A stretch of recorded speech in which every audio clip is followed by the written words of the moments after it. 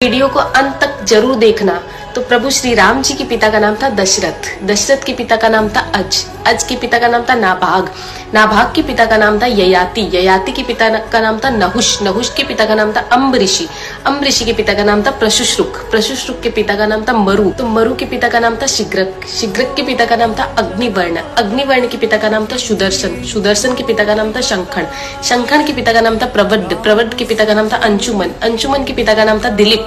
दिलीप के पिता का नाम था भागीरथ, ये वही भागीरथ है जो गंगा को पृथ्वी पर लेके आए थे, जिसको भागीरथी के नाम से भी जाना जाता है। राजा भागीरथ के पिता का नाम था कुकुस्थ, कुकुस्थ के पिता का नाम था रघु, ये रघु वही राजा है जिनके नाम पर ये रघुकुल पड़ा, क्योंकि ये बहुत ही पराक्रमी और तेजस्वी राजा थे। आज भी कहा जाता है कि रघुकुल रीत सदा चली आई, प्राण जाए पर वचन न जाए। तो राजा रघु के पिता का नाम था राजा असमंज, राजा असमंज के पिता का नाम था राजा सगर, राजा सगर के पिता का नाम था राजा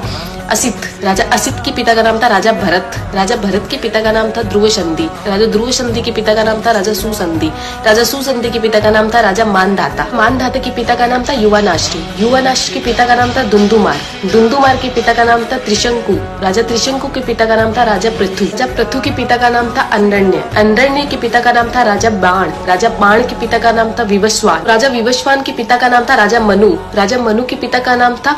इक्ष्वाकु, इक्ष्वाकु के पिता का नाम था राजा कुक्षी, राजा कुक्षी के पिता का नाम था राजा विकुक्षी, राजा विकुक्षी के पिता का नाम था राजा कश्यप, राजा कश्यप के पिता का नाम था राजा मरीचि, राजा मरीचि के पिता का नाम था ब्रह्मा जी। तो इस हिसाब से हमारे प्रभु श्री राम जी ब्रह्मा जी की 39वीं पीढ़ी है, 39th। तो ज्यादा से ज्यादा ये वीडियो शेयर कीजिए, क्योंकि आने वाला इतिहास ये नहीं बोलना चाहिए कि सनातनियों को मुगलों का इतिहास तो पता था और खुद का इतिहास नहीं पता था। तो ज्यादा से ज्यादा इस वीडियो को शेयर कीजिए।